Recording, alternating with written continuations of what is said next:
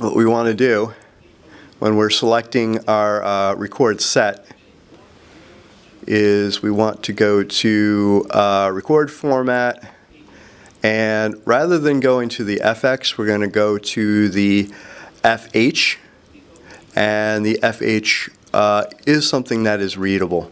The same thing with the 30p as opposed to the 24p.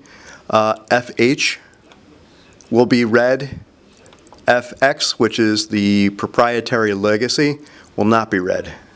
And here is an example of that footage. Yeah. So this is showing up in Quicktime, and it's native.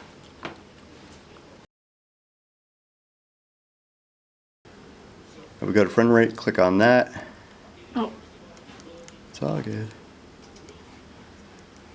And what we're going to do is we're going to select 24p, not PF, but actually 24p. And here's our footage. Hey.